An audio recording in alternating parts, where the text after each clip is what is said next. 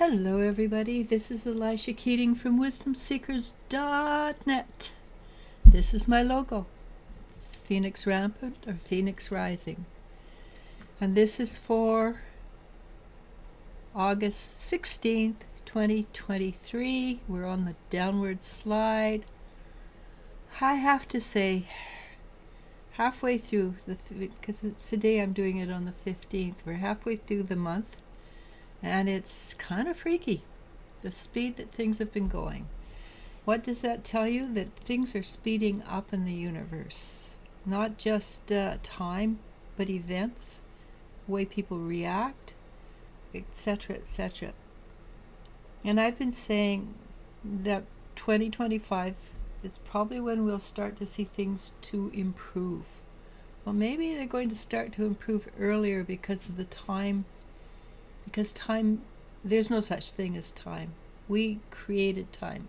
We're the only, as far as I know, we're the only creatures in the universe that wear watches. So we've created time, so we're the ones stuck in time. Well, obviously we're being unstuck very quickly. So maybe things are going to start shifting and switching around much faster than I anticipated. I really hope so. I don't know about other people, but I've been on this spiritual journey since I was 24, 25. And I'm ready for joy and happiness. And I think most people are ready for joy and happiness. And yes, that brings me to the 70s. I think like 74 or something like that, 75. I have to go check it out. But yes, I've been on this journey a long, long time. It is a passion. It is a need, and I think a lot of us feel the same thing, that we're driven to do something. If you're not driven to do it, then I don't know why you're here, what you're doing, because the people that I talk to, as a general rule, are fairly evolved, and they have a passion for helping people grow to become more powerful. And the more powerful you are, the better off I am. And that's something that people don't realize. They're still stuck in if you're strong, then it takes away from me. Well, the more money I have doesn't mean that you have less money. It just means I have more money. And if I have more money, then my good feeling about having enough of everything goes out, and it infects infects. You get infected by my good feeling. So spirituality is contagious.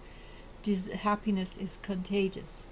So you walk out, you wake up on the wrong side of the bed and you're in a horrible mood, and you walk out, and other people are in a good mood, and then they come in contact with you and they all become grouchy. Spirituality is the same. You become infected by it. And we want to infect positive energy, not negative energy. Again, I think I said this yesterday, we live in a universe, the building blocks are love. There's no other thing.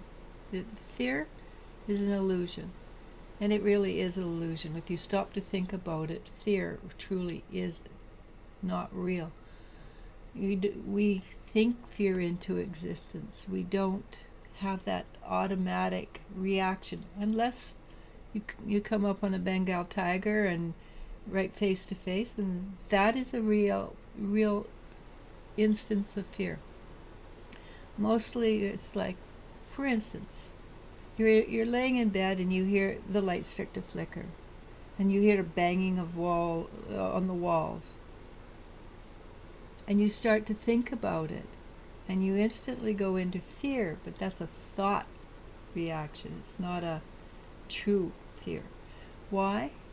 Because you have to think, oh, what's that? It's a ghost. Ghosts are scary.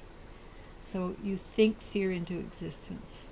Except for, as I said, unless you come face to face with a wolf or a Bengal tiger or something like that. And if you're dumb, you don't go into fear. Otherwise, you go into fear in whatever you do. Fear is something that we cannot go into. If you start to go into fear, at least try to go into neutrality, because again, it's contagious. Bad feelings are contagious. Easier to catch than good feelings. Why? Because of the heavy molasses we live in. We do live in a free will universe, so you don't have to choose to do the negatives. You don't have to choose that which is unhappy, that which is...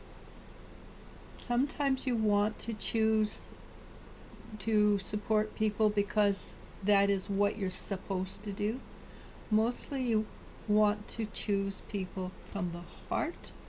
You go, okay, if I choose to support this person, even though it takes away from me, my happiness, is this the right thing to do, or is it the logical thing to do?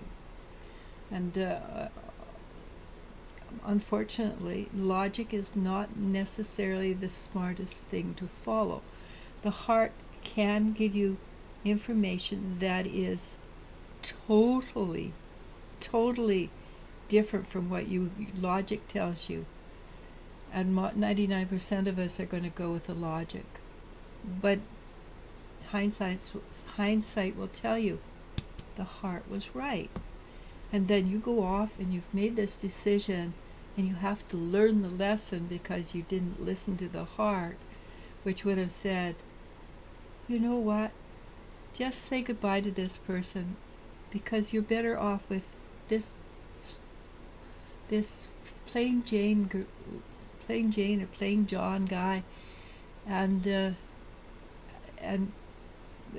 your logic says, well, this person has money and they're beautiful and they're accomplished, but they have a heart of stone. The other person hasn't got the money, but they have a heart of gold. So who would you have been better off with? Somebody is average, or the accomplished, beautiful, moneyed person? The answer is, honestly, you want to go with who your heart says to go with. And the heart is never going to tell you to go with a person with a heart of stone, honestly.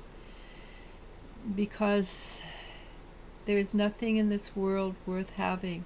Money is a learned need. It's not something that is actual. Many people can be more happy with less than they can be with a lot. And when you have a lot, then you have a burden on your shoulders to maintain that a lot. Keeping up with the Joneses sort of thing.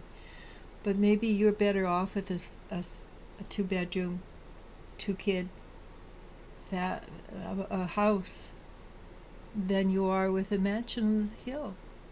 Who knows? Well, you do. Your heart knows. So follow your heart, not your logic. I love the logic. I'm a very logical person. And I know that sounds really strange because I'm very woo-woo. But from a woo-woo perspective, I am very, very logical. But I follow my heart. What does my heart say? Though at this point I'm re-upping my mortgage and I'm tossing between how many years do I want to fix it in with, and I cannot come up with an answer. I know what my head says, but I go back and forth, back and forth, back and forth. So I'm not the only one that has this problem of listening to the heart and logic, right? So I have been talking without looking at my cards for 9 minutes. I'm amazing, aren't I? I don't know where it comes from, I really don't, but I listen to what the universe has to say and I just spew it back at you.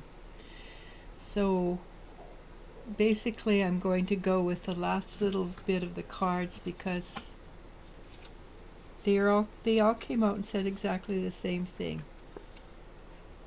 Mature joy. Celebrate. Put in the effort, you reap the reward. And the most important thing of all is the Sun card. And the Sun card I call my joy card. because it's a sense of joy through the body, through the mind. It's not happiness. Joy is, I know I'm doing the right thing. I know that I am on the right journey. I know that if I reach out and hold on to it, that I will come back into balance when I'm out of balance. And it doesn't matter who you are.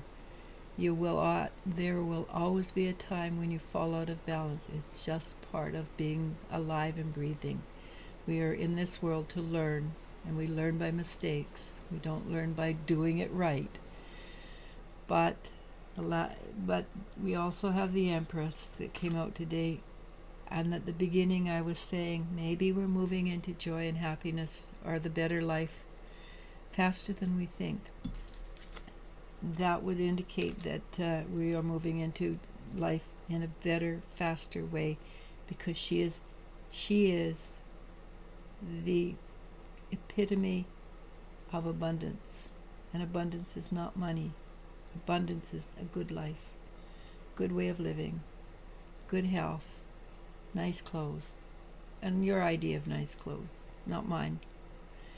Because honestly, you see these kids with the pants down around their hips, and I don't think that's nice, but I'm an old lady.